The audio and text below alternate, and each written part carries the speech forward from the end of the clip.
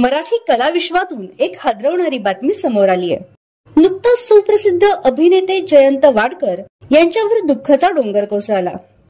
त्यांची सख्खी पुतणी कावेरी नागफा यांचा BMW कारने धडक दिल्यामुळे जागीच मृत्यू झाला, तर कावेरी यांचे पती हे गंभीर जखमी झाले आहेत।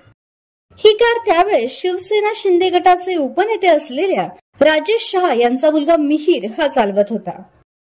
त्याने अपघातानंतर थांबण्याचे सौजन्य न दाखवता बेदरकारपणे BMW कार चालवून महिलेचा जीव घेतला। या घडलेल्या संपूर्ण घटनेवर जयंत वाडकरांनी संतप्त प्रतिक्रिया दिली आहे। या आरोपींना कठोर कायदा काढून फाशीची शिक्षा दिली पाहिजे। अशा पद्धतीने गाडी चालवणं ही केवळ विकृती आहे। गाडी चालवणाऱ्या प्रत्येक माणसाला या सगळ्याची जाणीव पाहिजे। आपण गाडी समोर साधा उंदीर जरी आला तरी थांबतो, त्या प्राण्याला वाचवण्याचा प्रयत्न करतो। इथे तर तुमच्या गाडी समोर एखादी व्यक्ती येते आणि तुम्ही तिला फरफटत घेऊन जाता। ही गोष्ट किती वाईट आहे।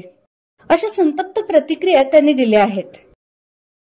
या संपूर्ण प्रकरणाबद्दल तुमची काय प्रतिक्रिया आहे हे आम्हाला कमेंट बॉक्समध्ये नक्की कळवा।